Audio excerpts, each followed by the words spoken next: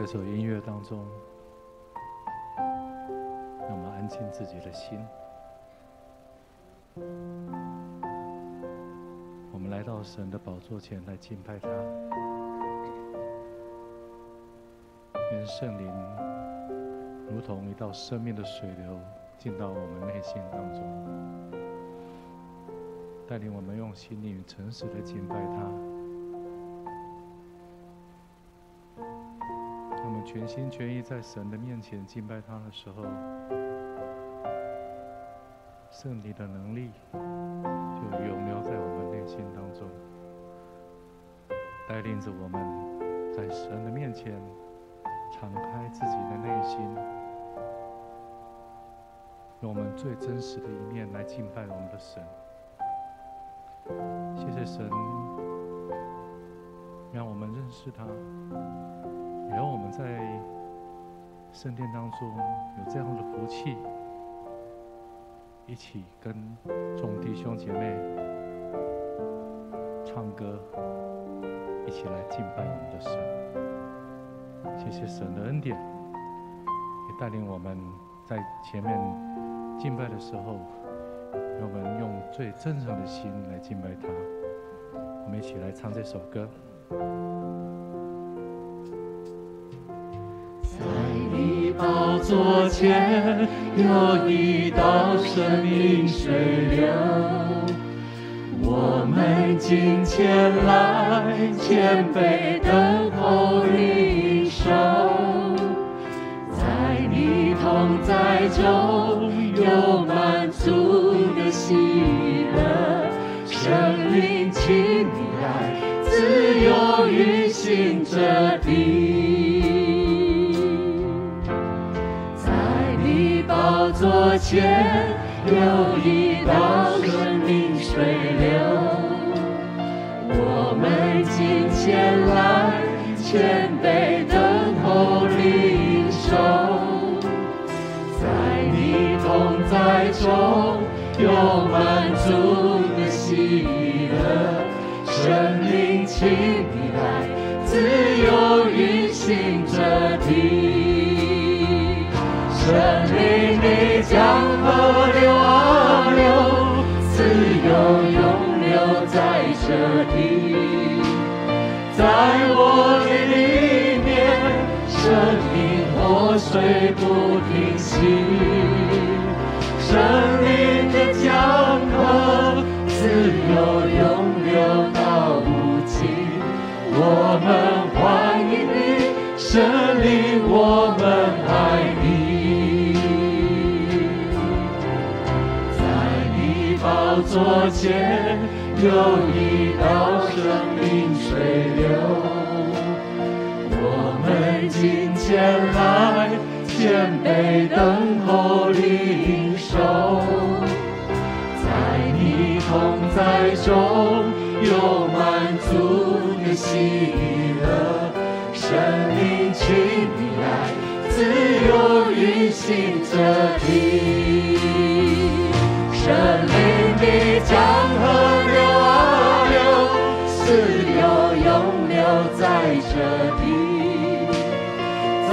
我的里面生命活水不停息，圣灵的江河自由永流到无尽，我们欢迎你，圣灵我们爱你，圣灵的江河流啊流，自由永留在这地，在我的里面生命活水不停息，圣灵的江河自由永流到无尽，我们欢迎你，圣灵我们爱你。马太福音第6章31节这么说：所以不要忧虑说吃什么、喝什么、穿什么，这都是外邦人所求的。你们需用的这一切东西，你们天父都知道。你们要先求他的国和他的义，这些东西都要加给你们。我们常在祷告当中谈到他的国和他的义，可是我们不知道什么叫他的国。他的国是说，让上帝在我们的生活当中成为我们的主人。神所不喜悦的事，我们就不去做；神喜悦的事，我们就尽力去做。他的义指的是我们在生活当中要显现出神的美好良善，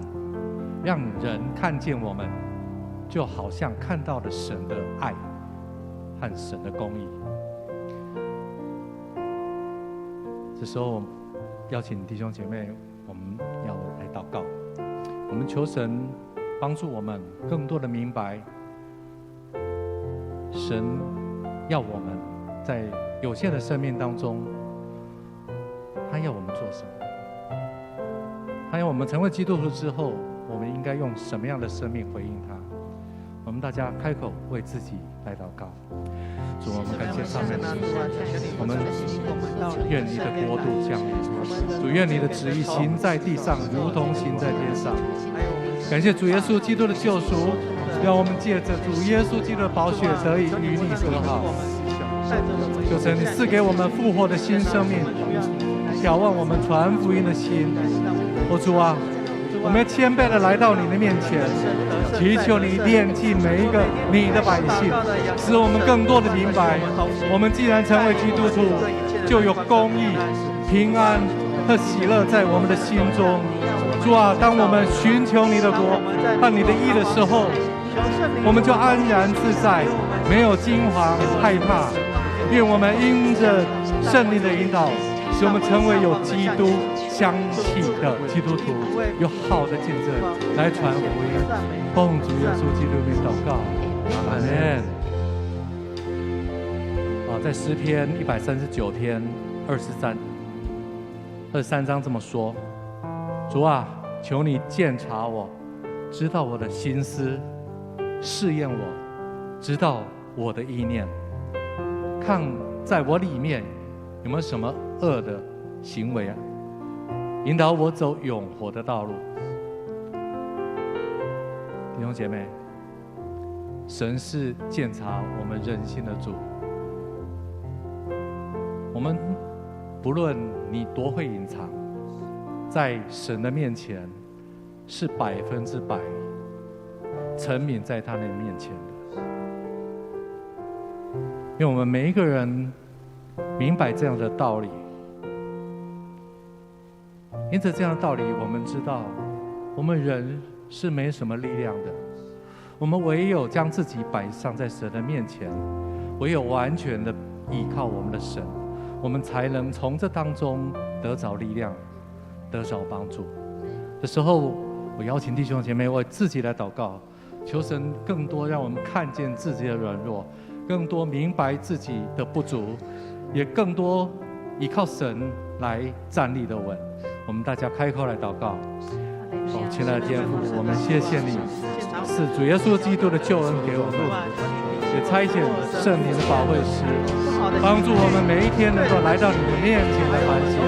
主啊，求你的光照我们一切你不喜悦的话语行为，尽是我们经验。主啊，使我们明白为什么你不喜欢，帮助我们能够真实的改变自己，遵行你的道路，你的旨意来行。主啊，我们愿一生的顺服你，更加来认识你。奉主耶稣基督名祷告，阿们。生命的江河流啊流，自由永流在这里，在我的里面，生命活水不停息。生命的江河，自由永流到无尽。我们欢迎你，生命我们爱你。生命的江河流啊流，自由永流在这里，在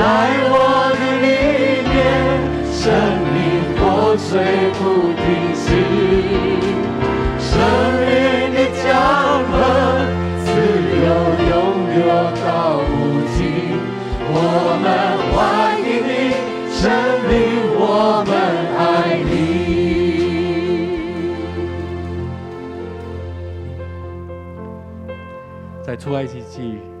第15章第1节，我要向耶和华唱歌，因他征战得胜，将马和骑马的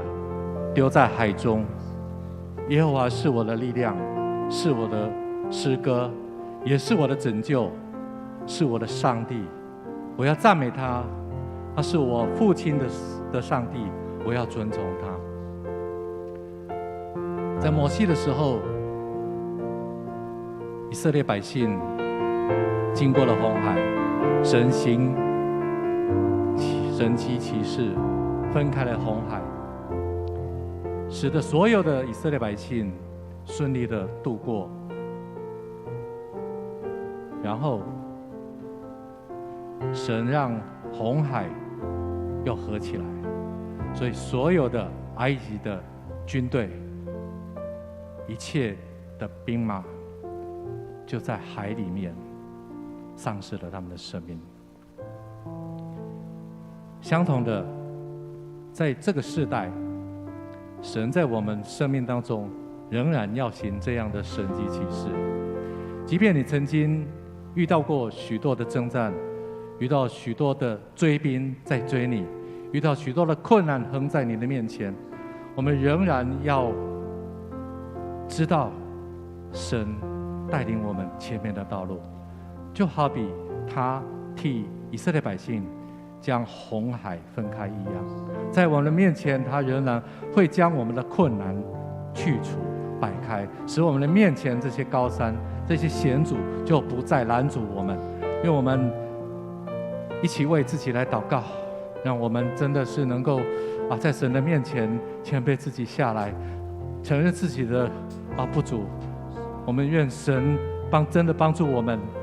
我们要看见盼望在我们的面前。我们大家开口一起来祷告。我们的神啊，你是配得尊崇的神。主啊，你是行奇妙事、万军耶和华的神。主啊，我要敬拜你，我的灵要有得胜的眼光。主啊，我不要重视环境的大海后面的追兵。主啊，我要注目在你的面前。主啊，我要超越环境，你要用奇妙的方式带领我来得到胜利。主啊，哈利路亚！我要宣告，在患难、在生病、在忧伤种种的困难当中，主啊，我要亲自来看见你，我的上帝啊！你要带领我好的征战。我们将祷告奉主耶稣基督的名，阿们。最后，我要邀请弟兄姐妹，我们站立，我们站起来，我们为我们富强教会来祷告。我们求神来帮助我们，让我们在富强教会在这个社区，在这个城市成为光，成为盐。我们大家开口为富强教会来祷告。好吧，父神，我们谢谢你，求你使富强教会成为一个有意向、有使命、有基督丰盛生命的教会。主啊，求你兴起众儿女来警醒祷告，与你建立真实亲密的关系，也激励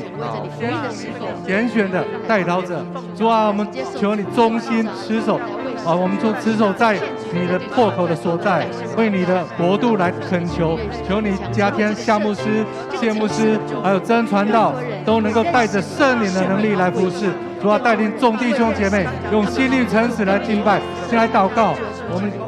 求神来帮助我们，也可推动各项的福音的事工。求你洁净你的教会，使你的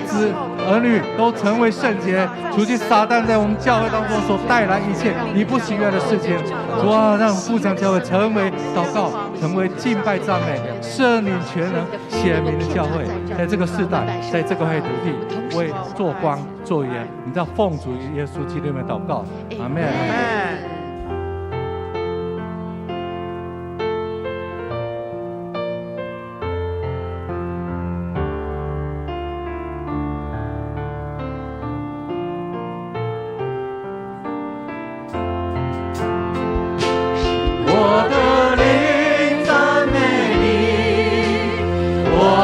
全所有，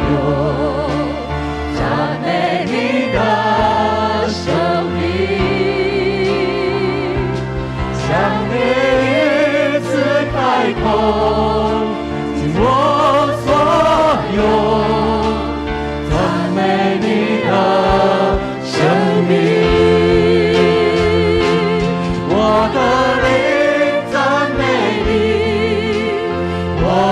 全所有，赞美你的生命。上帝一次开口，我所有，赞美你的生命。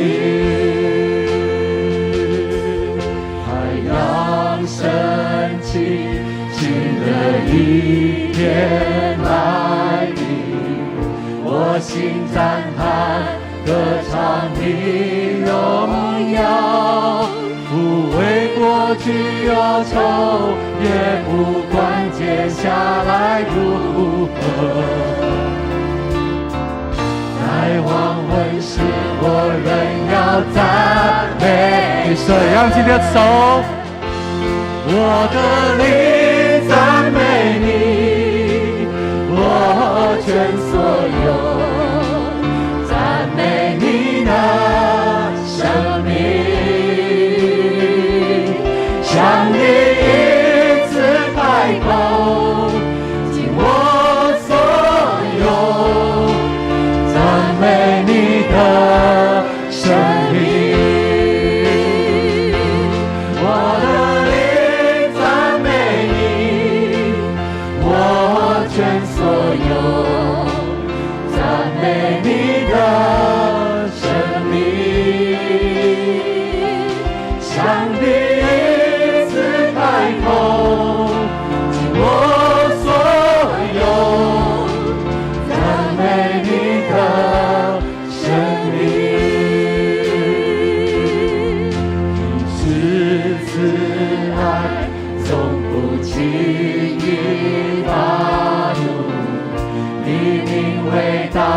清泉南梁山，因你的美好，我要扬声歌唱。千万个理由只为歌颂你，我的灵赞美你，我全所有。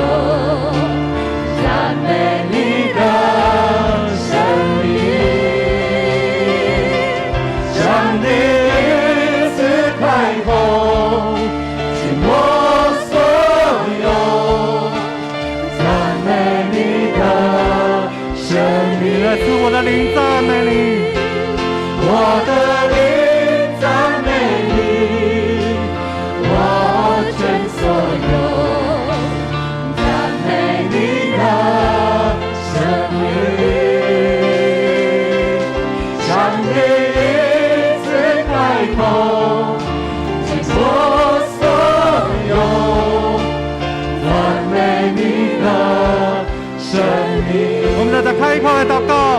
哦，主啊，我赞美你，主啊，因为你的平衡为善，你的慈爱永远长存，你的崇高过于诸天，你的荣耀高过全地。主啊，我的心要歌颂你，我的灵要赞美你。你是全能神，在人不能，在你凡事都能。主啊，你说有就有，你命立就立，你的能力充满全地，软弱的你加能力，疲乏的你加力量。哦，主啊，你凡等候你的必重新得力。耶稣因你复活的大能，使我们拥有新的生命。求圣灵持续带领我们活在你的话语当中，以及你丰富的慈爱恩典。祷告，奉主耶稣基督的名祷告，阿们。我的灵赞美你，我全所有，赞美你的生命。上帝一次开口。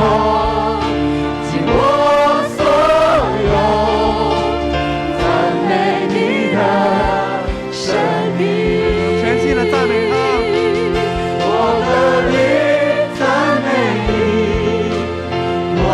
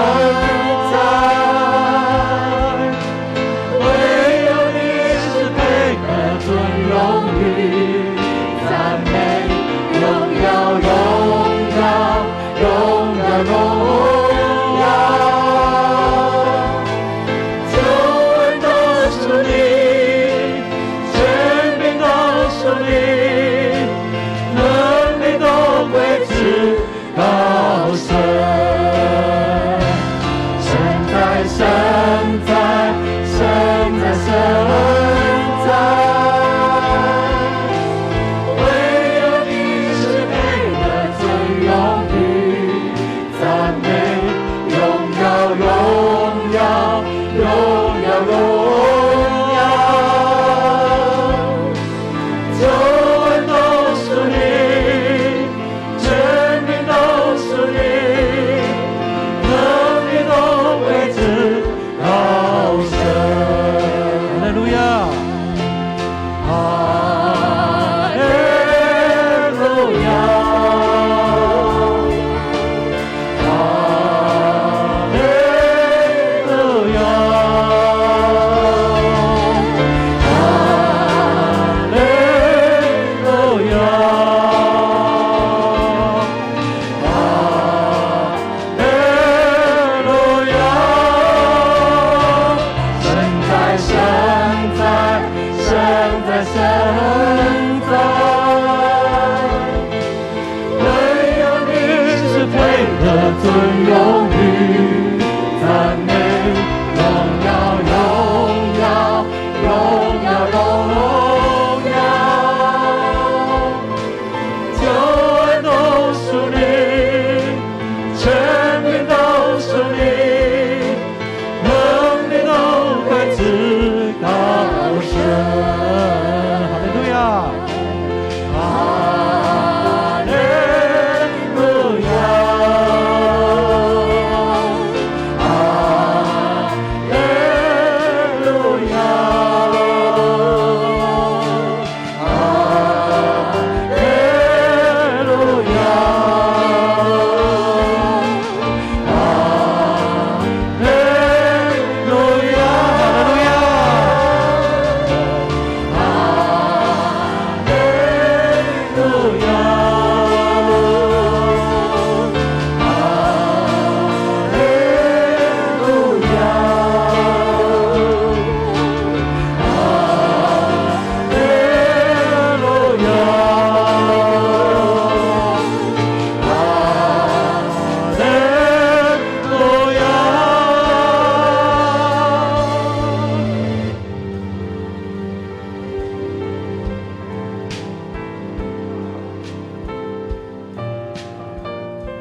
你的恩典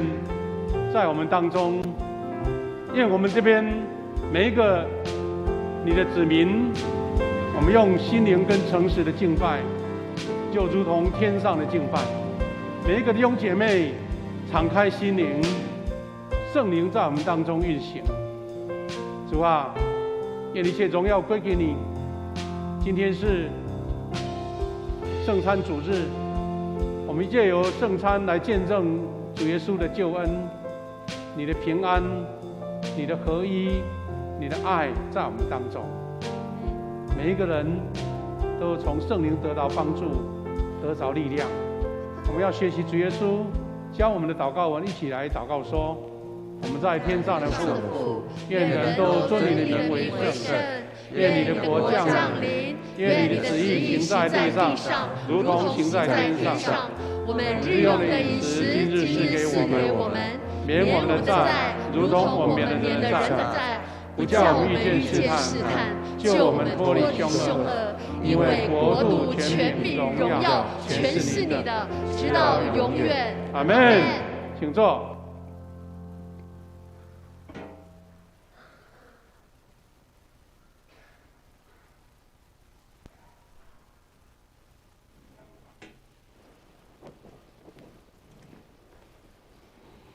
恭受上帝的话，我们一起来看圣经以赛亚书66章1到2节，以及诗篇133篇1到3节。我们一起来念：上主这样说，天是我的宝座，地是我的脚凳。你们能为我造哪种殿宇？给我什么安息的住所呢？我亲手创造了宇宙万有，我看顾谦卑痛悔的人，也喜爱听从我话的人。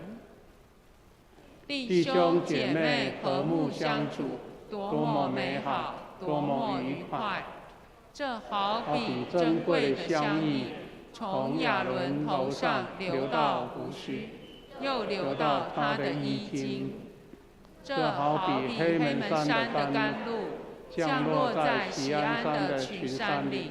在那里上主应许赐福，赐下永恒的生命。献诗，我们请芷兰小组要唱的诗歌是《从亘古到永远》。献诗后由夏牧师讲道，讲道的题目是“主殿荣耀，同聚蒙恩”。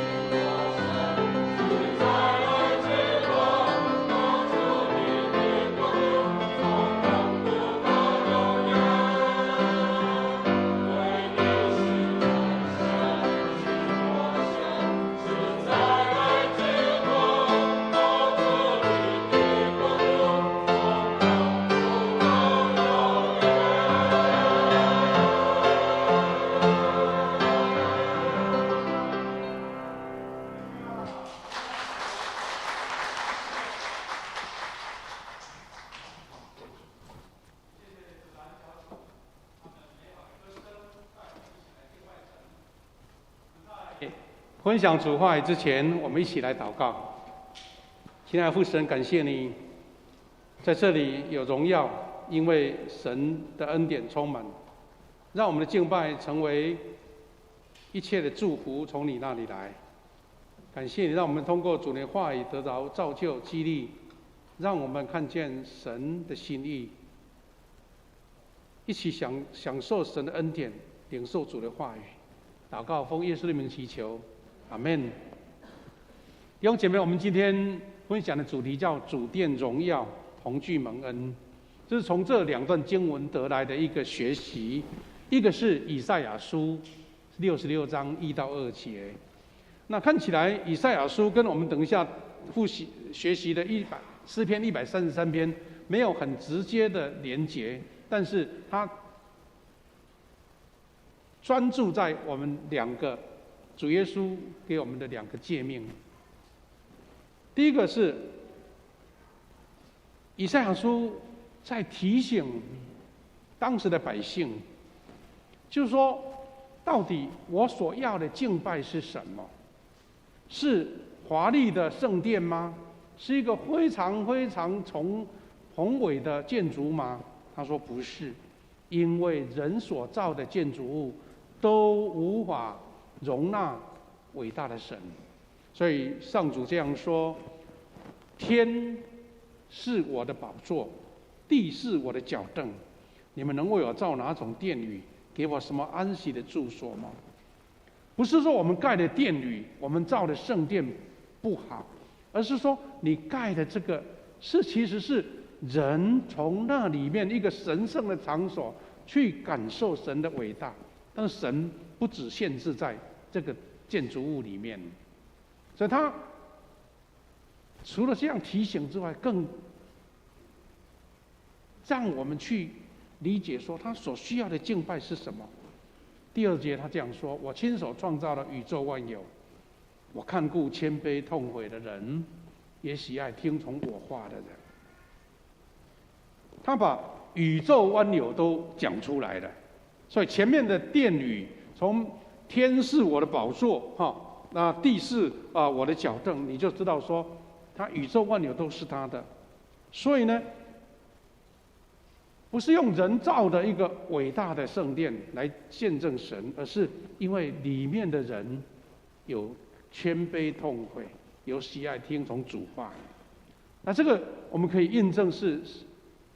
耶稣讲的诫命，你要尽心尽力爱主你的上帝。然后他又讲了第2段经文，诗篇133篇。这边这样130篇第1节到3节，我们很熟悉的经文，我们喜欢用和合本来读，甚至会唱那个诗歌。他跟我们讲说，那主的同在是在什么样的环境呢？他说，弟兄姐妹和睦相处，多么美好，也多么愉快。和睦相处，这个是前提。然后这样的美好，这样的愉快，他用什么来描述呢？有2种描述，一个是用珍贵的香液从亚伦头上流到胡须，又流到他的衣襟，头上、胡须、衣襟，表示那个香液、那个膏油是那么样的丰富。然后又这样子描述说，好比黑门山的甘露降落在锡安山的群山岭。他说，在那里有上主应许赐福，赐下永恒的生命。其实，在那里是什么意思呢？它不只是讲亚伦的膏油啊，也不是讲黑门的的甘露，他是说弟兄姐妹和睦相处，那边在那里会有主应许赐下的永恒的生命。所以，耶稣讲的第2个诫命说，你们要彼此相爱，你要爱人如己。那这2段经文也在描述说，当今天我们在学习什么是神的殿宇，我们再用大纲来把它描述一下哈。主的圣殿，主的荣耀，他所要求的敬拜。什么是上帝的圣殿？他刚刚经文这样讲说：天是我的宝座，地是我的脚凳。人无法为主来建造殿宇，给上帝安排安息的住所，因为上帝亲手创造了宇宙。那这样的宏伟，这样的宽广，人如果能够造，那等于比神还大嘛。所以神要我们的不是你用你的方法去造，而是你在神面前显现出什么样上帝所要求的敬拜，那就是他看顾谦卑痛悔的人，也喜爱听从上帝的话的人。换句话说，这些圣殿还在其次，是在里面的百姓，里面上帝的子民，你有那一种愿意谦卑悔改的心，你愿意遵从主的话语去行，去见证，去看见神的荣耀。所以，如果说把第一段经文跟第二段经文，我们可以把它整合起来，上帝的殿是在那一些愿意遵从主话语的人，上帝也在弟兄姐妹和睦相处的当中。他用这样的描述，我们再复习一下：说珍贵的香意浇在亚伦的头上，又如黑门山的甘露降落在锡安山。我们首先来思考，那为什么诗人会用讲你们和睦相处，大家相爱，大家充满了喜乐，充满了愉快？为什么会象征亚伦的油呢？我们看到出埃及记那边有记载说，做那个香油膏油的一个做法，上帝所特别指定的贵重的油浇在亚伦头上，那是表示什么？弟兄姐妹和睦相处，那边就有属灵的祝福。一旦相爱、交流、关怀、保护，那边就有神的祝福在里面了。换句话说，你要领受神的祝福，你这个团体，你弟兄姐妹大家彼此没有相爱，你说啊，上帝啊，什么福给我，领受不到。就好像那个杯子有破口、有破洞，那个容器没办法承受。诗篇那个出埃及记30章22到25节，这是制造膏油香油的一个记录。上主对摩西说，要拿上等的香料、流质的没药6公斤，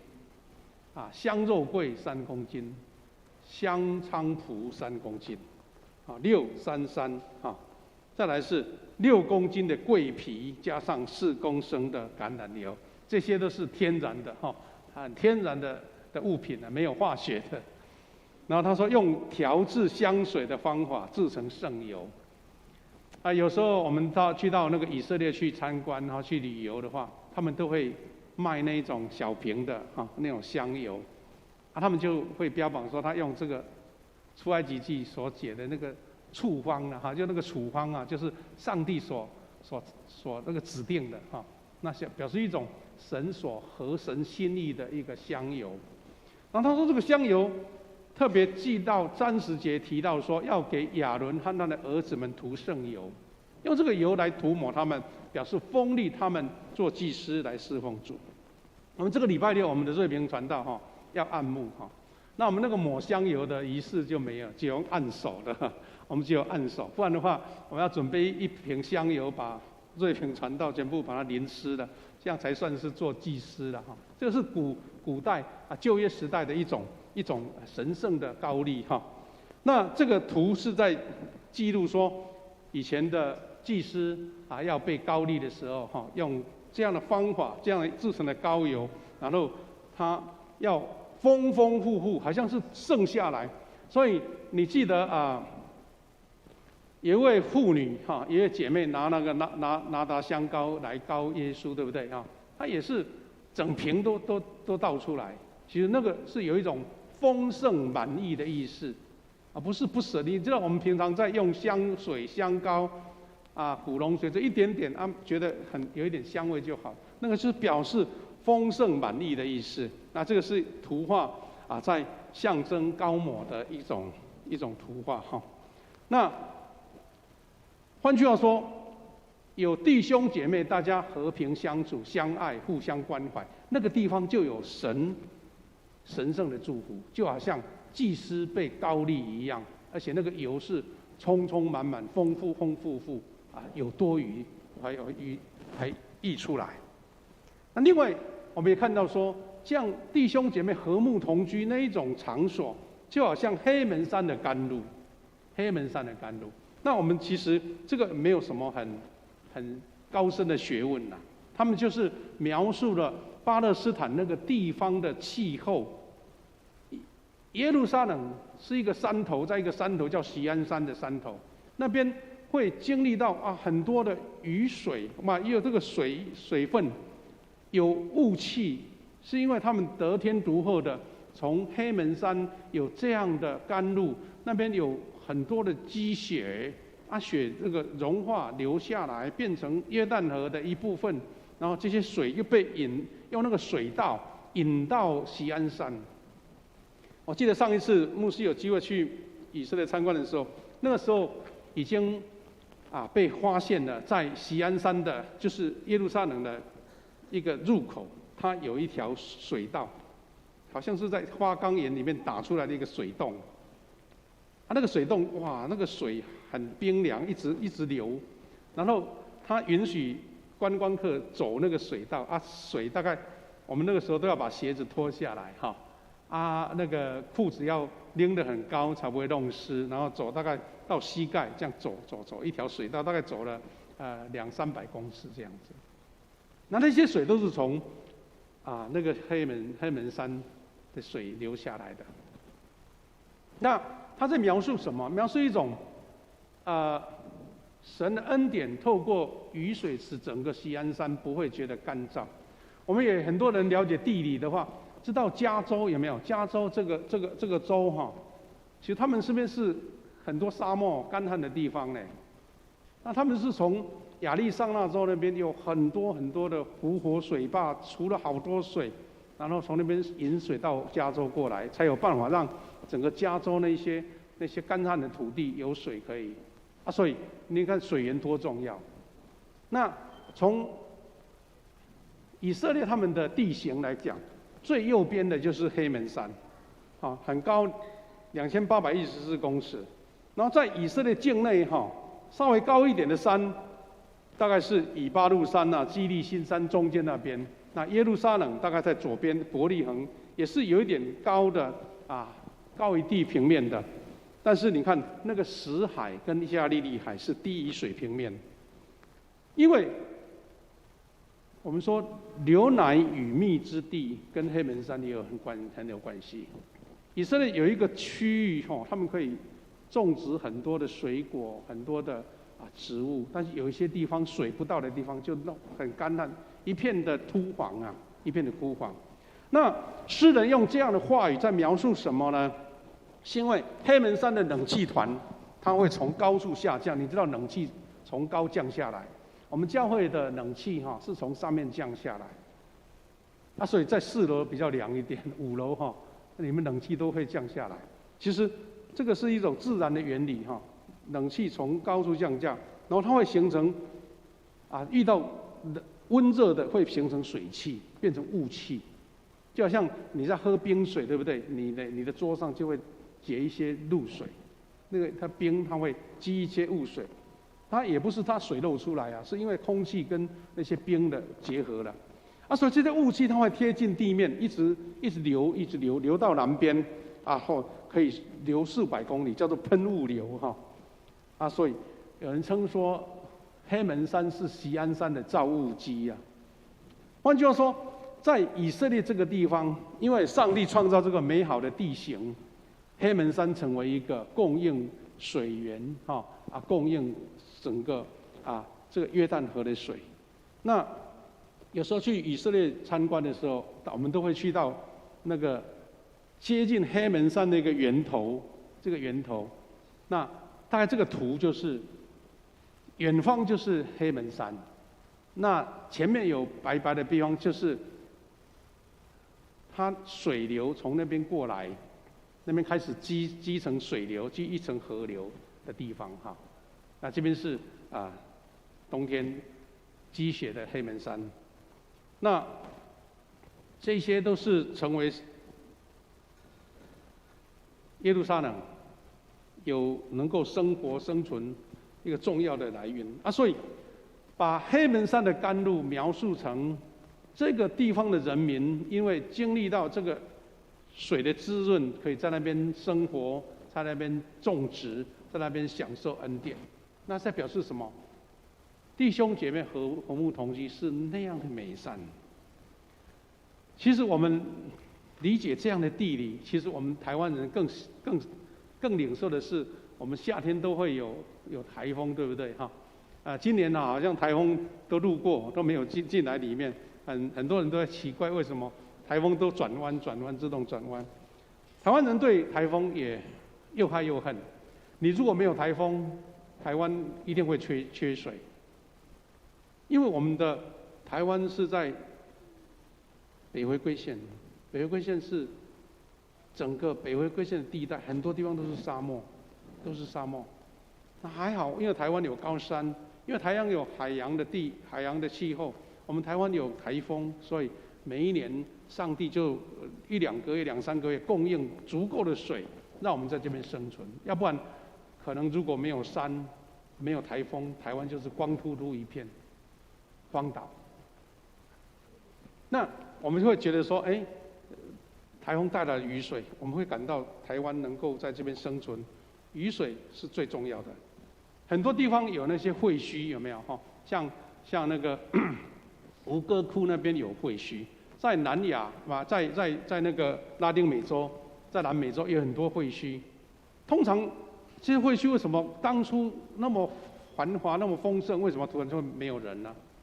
其中的原因可能是因为瘟疫，大家生命都损失掉了。另外一个原因可能跟那边缺乏水源，大家没办法生存了。不像现在有水管，有水道，所以我们看到供应让锡安山快乐生活的，所以诗人这样描述说：这里有耶和华所命定的福，就是永远的生命。用雨水雨露来象征人的生命的生存。那基督徒弟兄姐妹和睦同居，在那边就有这样的美好的祝福跟生命。所以基督徒在这边一起生活，我们就领受到说，蒙福的生命是因为我们大家和睦同居，我们在这个圣殿里面有同心的敬拜，有悔改更新，这个就是神所祝福的地方。那我们富强教会就是大家在努力从这些经文印证到我们这个教堂里面，我们的教会里面。那教会如何成为神所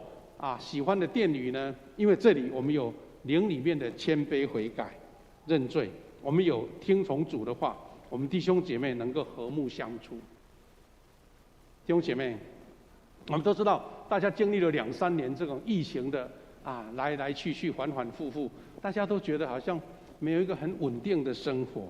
但是我们感谢主，我们弟兄姐妹怎么样透过疫情慢慢解封的时候，我们弟兄姐妹能够因为同聚来蒙恩呢？我们从这2段经文给我们一个很多的提醒，我们要迎接解封的疫情，我们国门要开放了。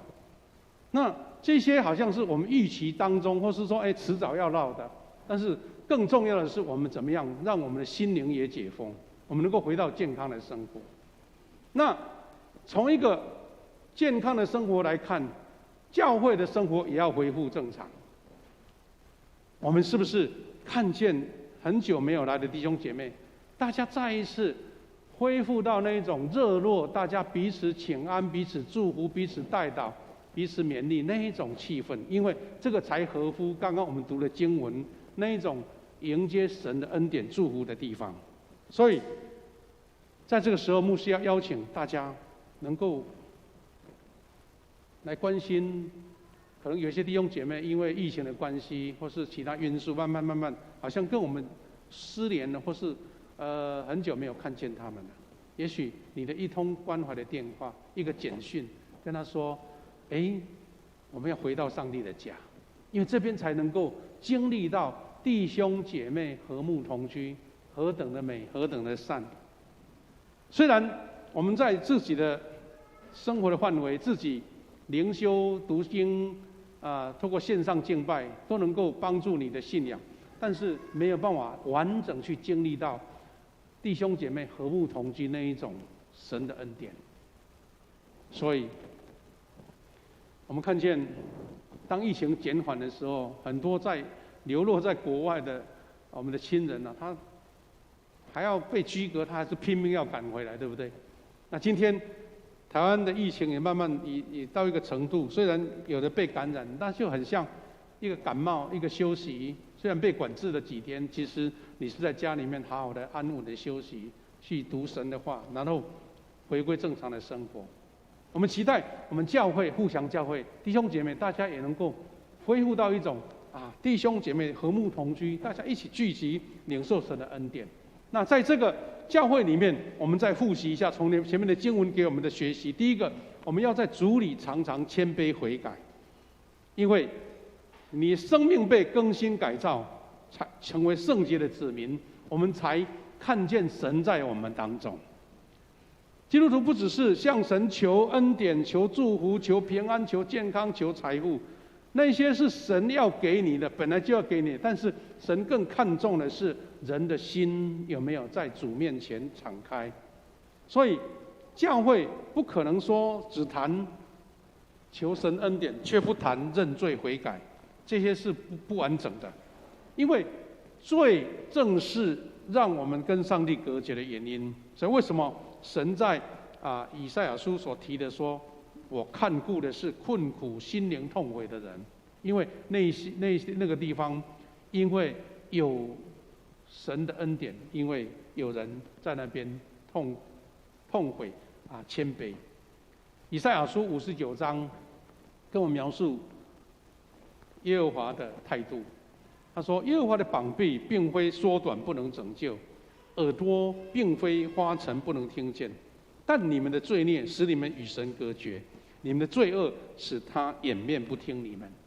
换句话说，神不是不失手拯救，他的耳朵也不是聋的，是因为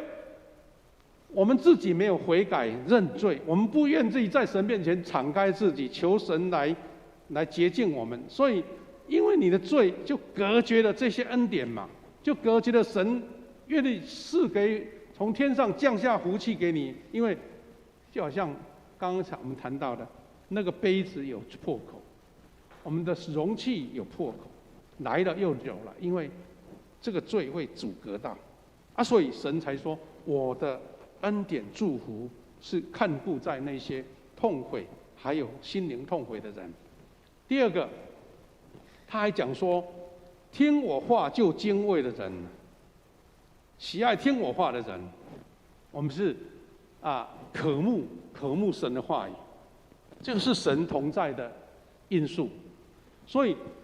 我们教会很积极在推广读经，我们热心研读圣经，追寻真理跟主的话语的教导，这个是合神心意的。所以我们今年呢，借由新开发的一个戏剧读经戏剧读经，这是从韩国他们那边过来这边推广出来的他邀请了很多那些基督徒的名嘴，就是他们的声音很好听就念出了这些经文。我想有参加人就觉得好像一边听就可以领受到圣经的话语。那一年可以读完整本圣经，从昨天开始我们就进入到新约了，很快若即还没有加入，赶快来从新约开始先把它读一遍也不错再来我们这一季的新眼光圣经也花下来了，我们也从新眼光圣经一起来领受神的话语，有一些很好的解释。那我们教会在今年也推广了 RPG 的复兴祷告，很多小组都见证说大家一起同心祷告我们每一个复兴祷告小组还有一个导长一起提醒要上线了，要一起祷告了。你们不必大家跑过来聚在一起，我们在线上就可以祷告了。很多小组都经历到说，这种祷告神的应许是多么奇妙。我们在下礼拜呢，礼拜3应该是19号，有我们一个全台南市的一个联合的一个聚会，要在灵粮堂举行。我们期待弟兄姐妹也能够再继续去参加，去领受这样的祝福。那第三个就是基督徒一起经历和睦相处的生活，就成为我们教会的一个使命宣言，说要成为活出爱的健康教会。活出爱的健康，就是我们在这个里面经历到神的同在、喜乐、平安。那所以，在礼拜五，我们魏鹏长老在带领我们祷告会的时候，其中为了一件事情做祷告，让牧师有很大的一个感受，就是说，我们求神让我们在基督徒的团体，我们的教会弟兄姐妹断绝批评论断，彼此包容，彼此饶恕。因为人都有软弱欠缺，但是我们的眼睛不是看那一些黑暗的一面指责人家的错误，而是大家能够断绝那些没有证据的批判论断，大家愿意包容，愿意饶恕，因为大家都不足，所以我们才会在神面前谦卑悔罪嘛。那基督徒是怎么样呢？是说祝福、鼓励、肯定的话，正面的话。我们也常常在鼓励一种我们的标语，说我们要成为一个口甜、脸甜、心甜的人。实在是在教会里面，因为大家会彼此激励、彼此鼓励、彼此祝福，我们发现这个团体是充满了爱、充满了喜乐。有时候软弱的人会被鼓励起来，有些遇到困难的时候，因为被你的鼓励，他就能够突破那些困难。甚至有的做错的事情，因为你给他鼓励，他愿意被愿意改变。那基督徒怎么样过和睦相处的生活？就是我们在教会里面活出爱，见证神的恩典。那我们教会因为这样就是神同在的一个证据。第四个，我们看到神的同在，我们基督徒大家和睦相处，就会领受到刚刚所描述的领受亚伦的恩膏跟能力。我们知道这些亚伦的恩膏，亚伦是成为祭司，是被膏抹的，那表示说一个属灵的祝福。那他是要服侍百姓的，他是要带领百姓向神献祭的。所以基督徒在同心聚集的时候，我们是领受同心接受门徒的操练，大家彼此努力，彼此学习，活出侍奉主的生命，而且能够代代的门徒培育。我们下礼拜六瑞平传道要封牧，其实也是在象征我们教会新的一代，以新的牧者为核心，我们才重新兴起下一代能够服侍主。那这些就是在承受这个亚伦的恩膏，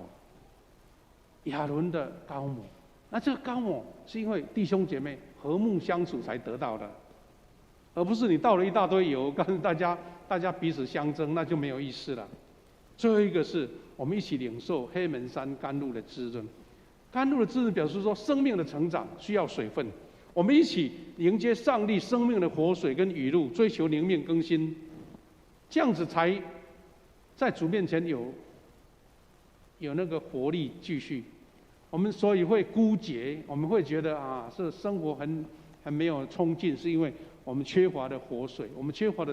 圣灵的恩典。那这个滋润是要看见神在我们当中起的改变，所以我们才有能力来见证福音。我们的幸福小组进行到这个礼拜已经第4周了。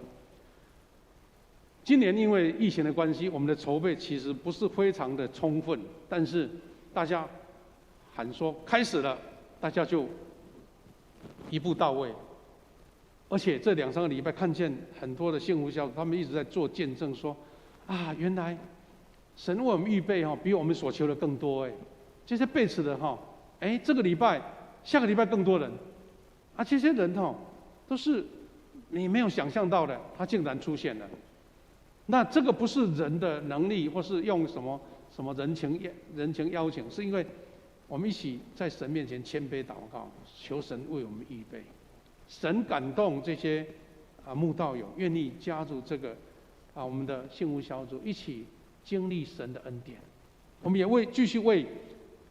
这6个小组祷告，因为他们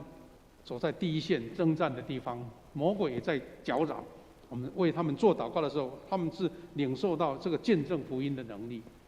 那期待黑门山的甘露滋润在每一个弟兄姐妹的身上。前几天我看到一位牧师，高雄的牧师，他在分享说，他们高雄也在推动一个黄金10年的宣教啊，因为我们台南中会跟高雄中会都同样有一个年代，要在2020年就是我们设立90周年，台南中会跟高雄中会，然后他们也在经历说，未来这10年当中要大家努力传福音了哈。然后他就有人在做一个感想，他说，即使我们不做宣道士，就是宣道就是宣道师啦哈，就是那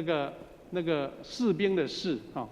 即使没有做宣道士，不是专职的宣道士，但是你也要去做宣道士，同样的声音呐，要打字幕才看得出来，就是事工的事。你不做宣道士，但是你要做宣道士，那表示说每一个人都托付了神给你的责任，把福音传给还没信主的亲人、好友、同事这样子。弟兄姐妹，疫情慢慢解封，我们的心也要解封。神的恩典在这个地方，期待大家互相邀请。有些很久没看见的弟兄姐妹，你借有空联络他、关心他，小组员一起回到这个神恩典之家，一起享受神的祝福。这个是我们领受弟兄姐妹和睦同居最大的一个实际的行动。也愿神因为他这样的祝福，我们就看见黑门山的甘露，我们看见亚伦的膏油在我们当中。所以我们要分享一个在英国16世纪的一个诗人他写的一首诗。这首诗他的名字很多人都会讲，但不知道内容是什么。这位英国诗人是约翰多恩他的诗是没有人是一座孤岛，没有人是一座孤岛。那如果查网络就知道说，原来他写的是什么。我的意思是用这个话做结论，弟兄姐妹，你我都不是孤岛。如果是孤岛，你会觉得很寂寞，没有办法去连结。牧师的故乡是一个小岛，平常暑假的时候，很多人观光客比居民还多，感觉不会觉得孤单呐。但是现在北风来了，观光客少了，当那个天气不好的时候，好像是雾锁小岛，或者是说东北季风锁的这个小岛，那边的人就觉得很孤单。物资不进来，人也不能进来，船跟飞机都不开的时候，就是好像被孤立了起来。我们人不是孤岛，我们要连接起来所以期待我们的教会不是一个孤岛，人不是孤岛，我们一起连接起来，成一个和睦相处的生活，连接成一片大陆这样子。这首诗这么写，他说：没有人是一座孤岛，可以自全，每个人都是大陆的一片，整体的一部分。如果海水冲掉一块，欧洲就减少，如同一个山夹失掉了一角，如同你的朋友或者你自己领地失掉了一块。是的，人是一个群居的动物，你的爱、你的恩典、你的所有的恩赐，或是你的才能发挥，是因为有人的地方，你才能展现出来。这位是约翰多恩他的画像很多人用这个没有人是一座孤岛成为一个 logo 或是一个 slogan， 让我们知道说我们怎么样相处。虽然人跟人相处有时候很费力，对不对？但是我们希望家庭是一个和睦相处的地方，教会是一个和睦相处的，甚至我们整个社会也是这样神恩典的地方，因为大家在这边和睦相处。感谢主，我们要一起做一个祷告，然后借由圣经圣餐一起来领受这个和睦相处的意义。我们一起来祷告。亲爱的父神，感谢你，感谢让我们在这里领受到圣经美好的教导。主，你要我们不是用建造堂皇的圣殿来见证神的同在，而是因为我们当中我们有困苦，心灵痛悔，我们愿意听主的话。主啊，你也愿意我们弟兄姐妹和睦同居，在这边看见多么美好，多么愉快，因为这边感受到好像香油浇在亚伦的头上，领受属灵的祝福，有能力服侍别人，也好像黑门山的甘露降落在锡安山，让我们一起看到这个永恒的祝福，还有永恒的生命。是的，主啊，我们富强教会也愿意学习，去看见神在我们当中和睦相处，大家领受这样的祝福跟恩典，有永恒的生命。我们要借由圣餐来见证这个美好的合一的心。求你借由圣餐，让我们每一个人得到帮助跟祝福。祷告奉耶稣的名祈求，阿们。弟兄姐妹，我们要一起唱这首诗歌，也请小会员来预备宝贵十架。我们唱一遍，然后副歌再多唱一次。我们来开始预备。主耶稣，多感谢你，你的身体为我舍，带我出黑暗，进入光明国度，使我再次能看见主耶稣，我感谢你，你的宝血为我流，我十架上一直恩典永留，使我完全的自由，宝贵十架的大能使我身体，主耶稣是何等的爱你，宝贵十架的救恩是你所立的约，你的爱永远不会改变。宝贵十架再一次。宝贵十架的大能是我生命，主耶稣，我夫妇敬拜你。宝贵十架的救恩是你所立的约，你的爱永远不会改变。奉主耶稣的名，欢迎还属于他教会按照规矩领圣餐的，一起来守主的圣餐。请听主耶稣所说恩典的话。主耶稣说：“凡劳苦担重担的人，可以到我这里来，我就使你们得安息。”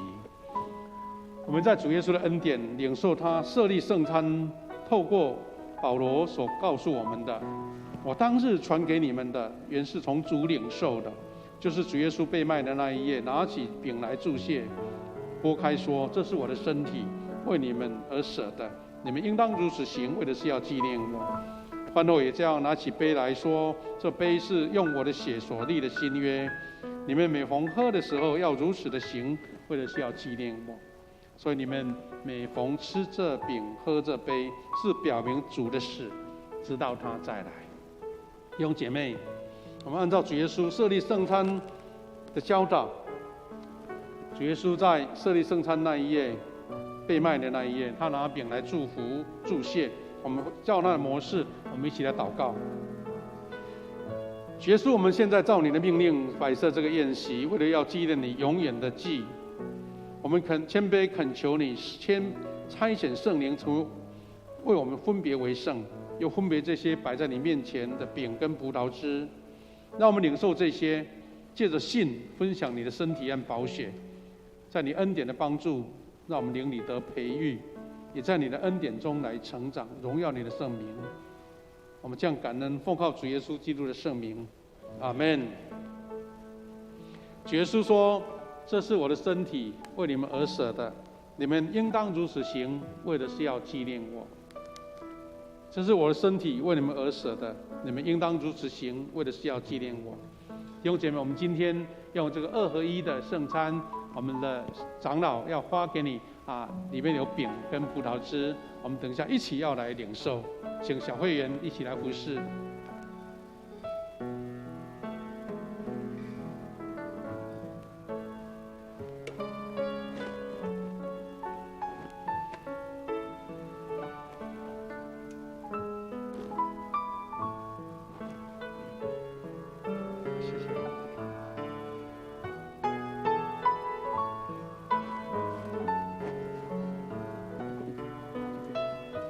弟兄姐妹，你拿到这个2合1的圣餐的时候，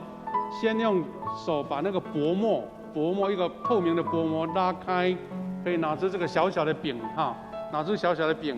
啊，那个第2层先不要拉，因为里面是果汁哈，葡萄汁啊，小心不要溅出来了。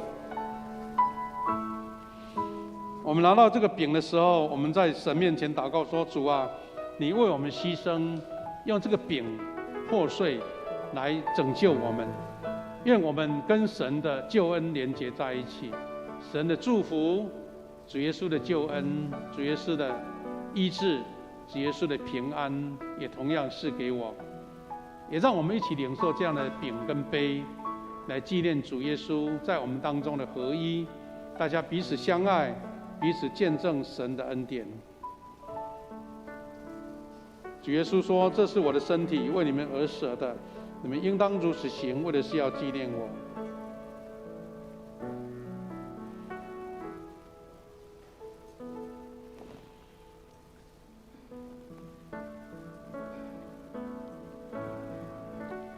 有弟兄姐妹没有拿到的，举个手啊，让同工知道你。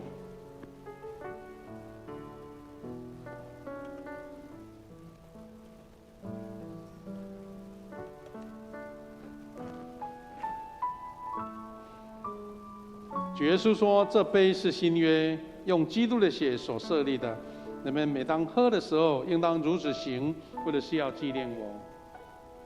没有拿到的，再摇个手，让我们同工看见你哈。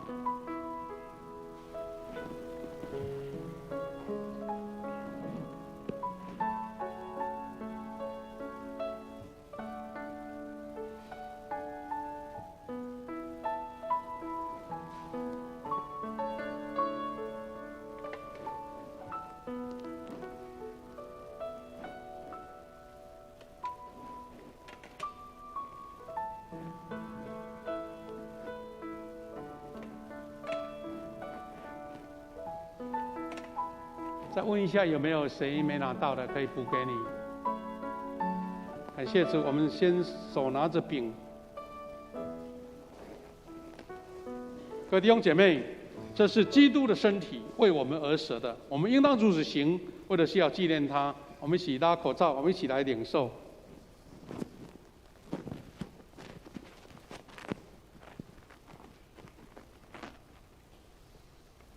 用饼之后，主耶稣说：这杯是新约，用基督的血所设立的，你们每当喝的时候，要让它如此行，为的是要纪念我。这是基督的血所设立的。我们每一个人把这个铝箔纸拉开，我们一起来领受。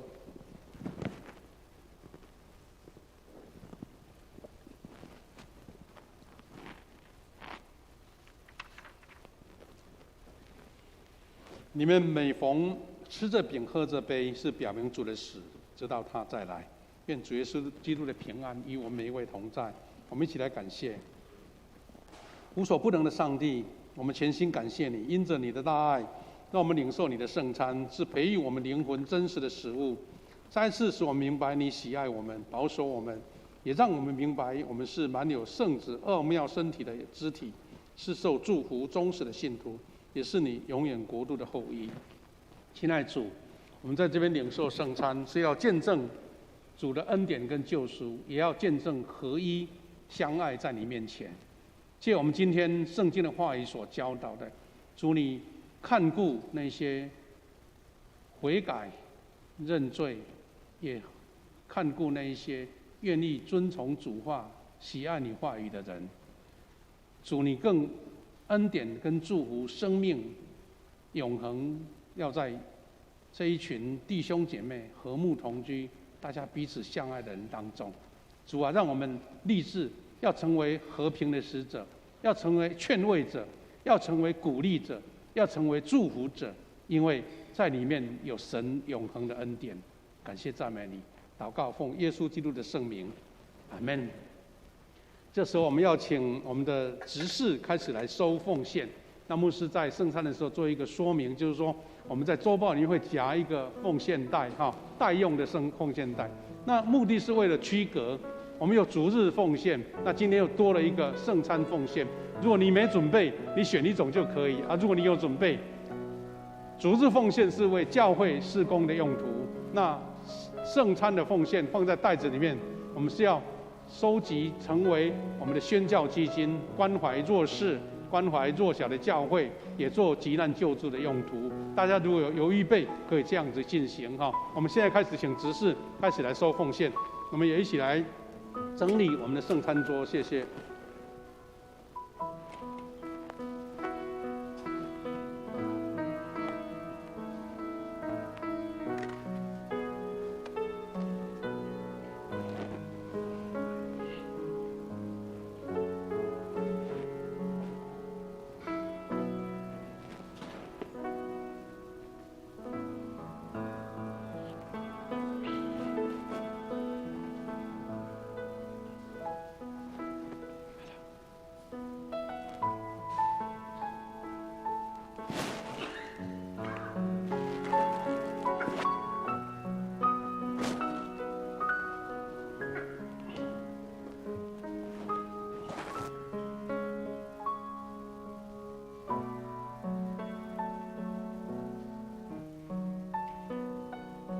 请起立，我们唱奉献的诗歌。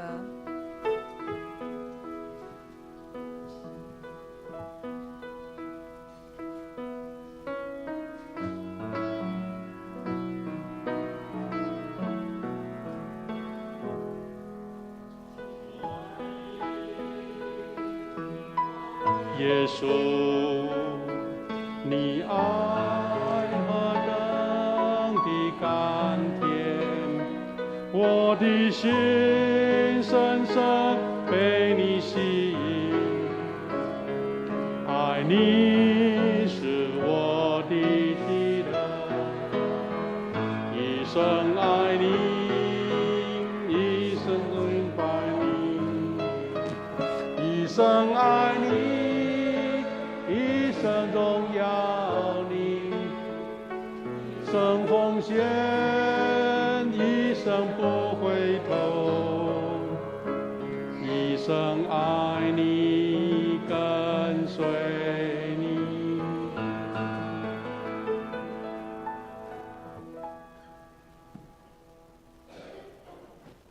我们请坐。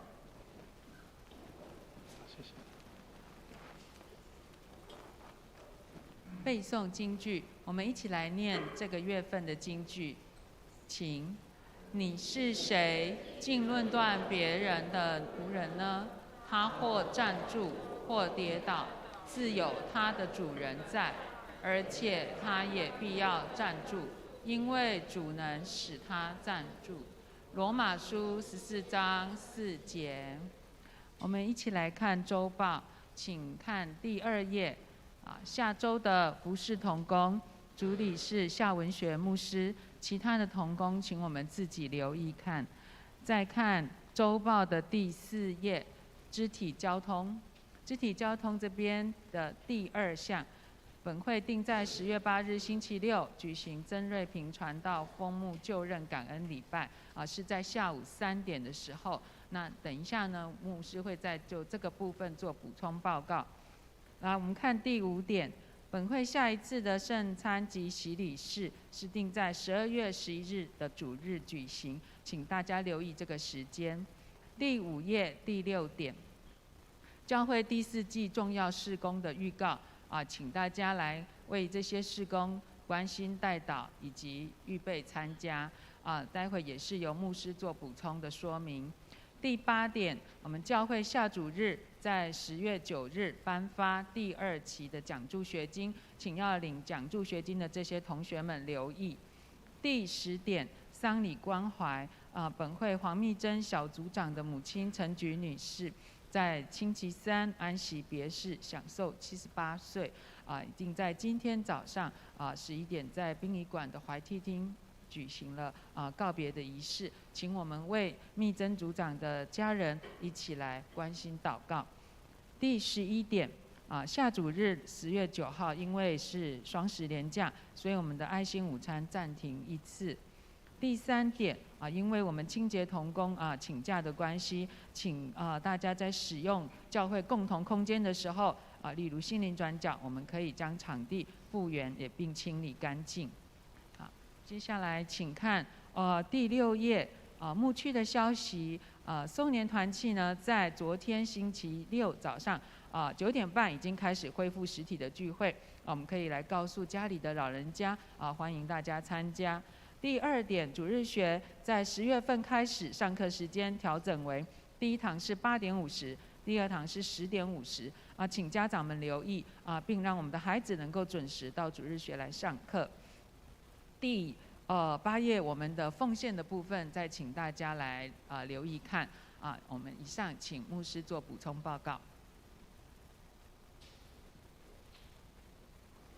弟兄姐妹，我们有一个重要的典礼，就是在礼拜六礼拜六下午的3点因为是连假，本来都是礼拜天比较多啦。因为我们礼拜六举行的话，那个后面的连假大家不会受影响，所以改成礼拜六中会了中会安排的。那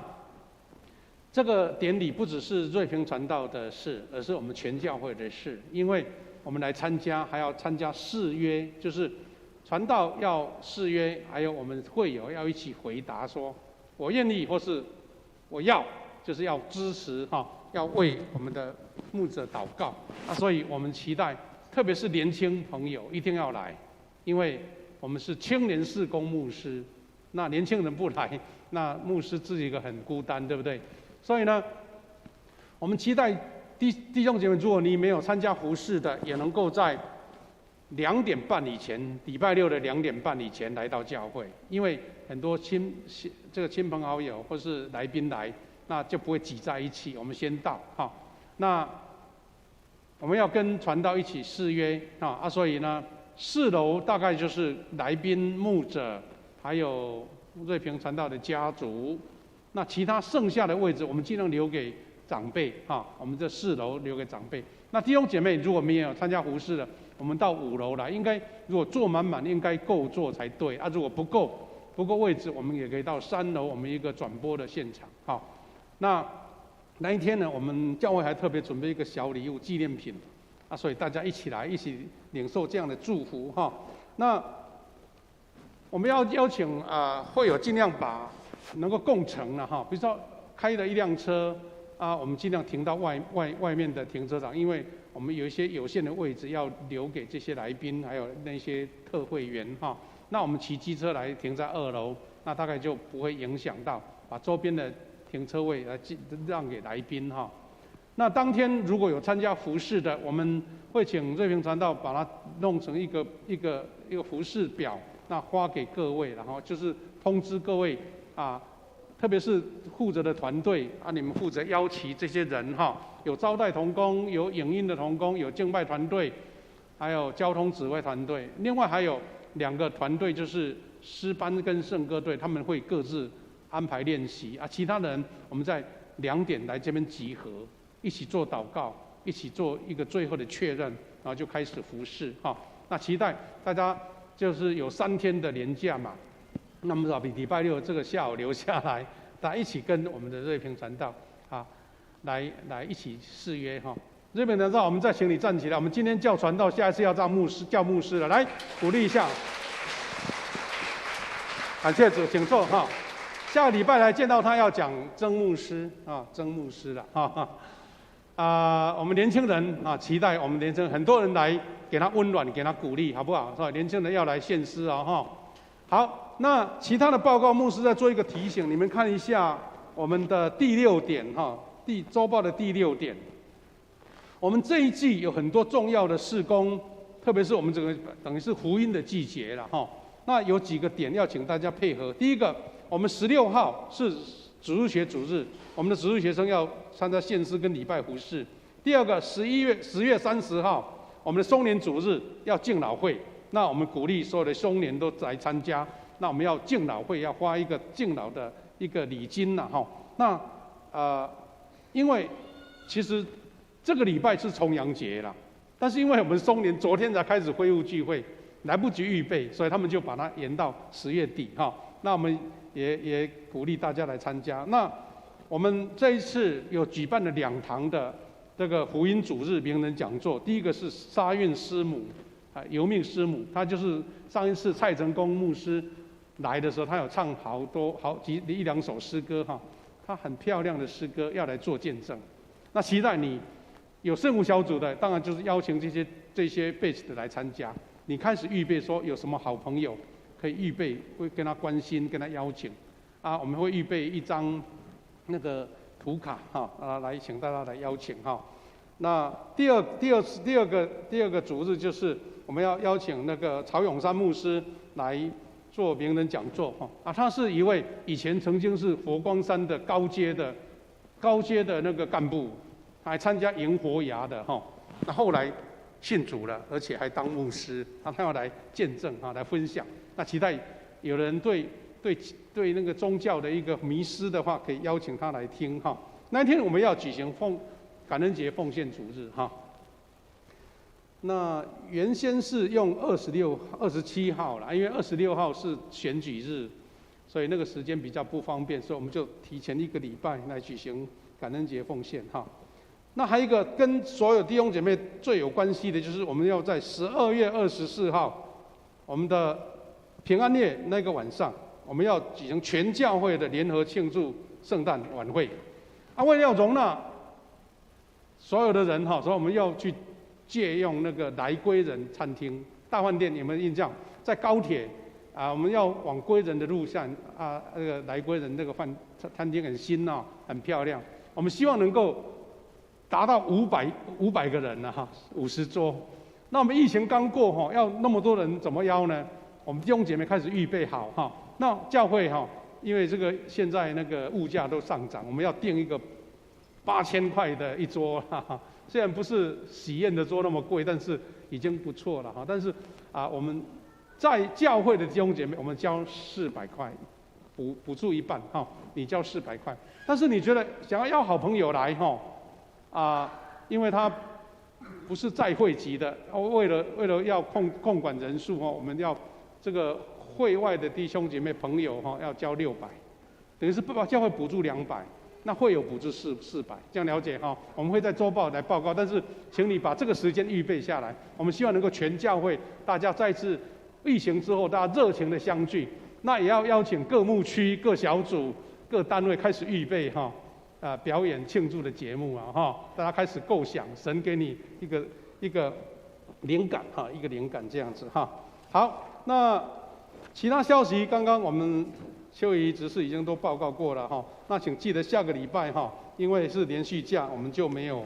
供应午餐那今天有大家一起来享受。等一下我们要一个庆生会一个10月份的庆生会，大家留步几分钟。来，我们今天很高兴有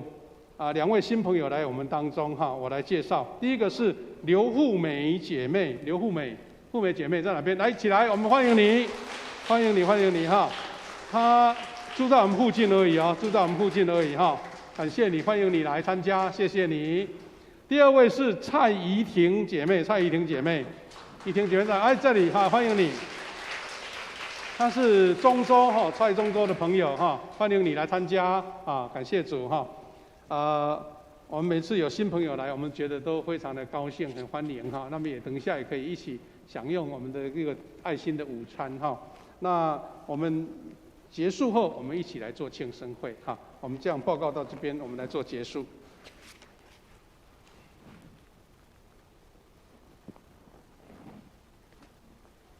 颂荣诗歌是我的神，我的王结束后，请夏牧师为我们祝祷。请起立。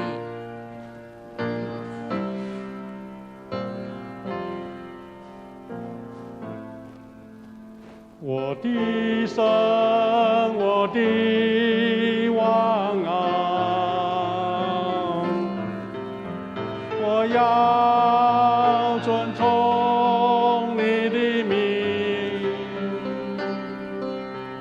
我要永远称颂你，我要天天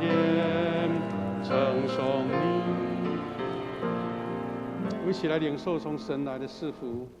愿主耶稣基督的恩典、上帝的慈爱以及圣灵的保守相通扶持，与每一位弟兄姐妹同在，从今时直到永远。阿们。阿门，阿门，阿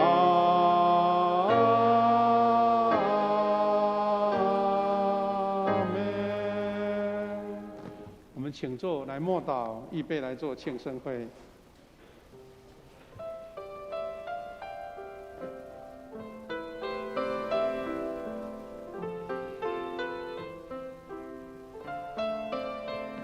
各位弟兄姐妹，我们10月份10月份有好几十位10月份的寿星，我们这个时候要请我们的10月份的寿星起立，好不好？起立，我们要为你祝福。好，寿星请起立。我们唱完祝福诗歌，要请素文姐妹来吹蜡烛哈。我们请预备，一起来唱华语的，还有英文的一次，一起来。祝生日快乐，祝你生日快乐，愿主赐福给你，祝你生日快乐。有没有英文的 ？Happy birthday to you, Happy birthday to you, Happy birthday, Happy birthday, Happy birthday to you。10月的寿星，请素文姐来吹蜡烛，等一下要拍照相哦，要拍到一个纪念的照片。那边有照相机。好，来开始，拍手！哎，我们为这些寿星来祝福祷告，再结束哈。我们一起来祷告。谢天父，感谢你在秋高气爽的季节，我们为10月份的寿星献上祝福、感恩以及代祷。神啊，求你让他们在生命当中，不只是生日，是每一天经历神的恩典，是给他们健康，是给他们喜乐，是他们工作的智慧跟能力，也是他们美好的家庭。也许他们在灵性的生活有神的带领，在每日的生活当中活出主耶稣的恩典，也见证神的恩典。感谢主，因为透过亲人好友的祝福，让他们心中更多的喜乐跟平安。愿神也祝福每一位弟兄姐妹，大家在未来1个礼拜的时间，大家领受恩典，领受祝福，在每一项事情身心灵都得平安，也工作都顺利。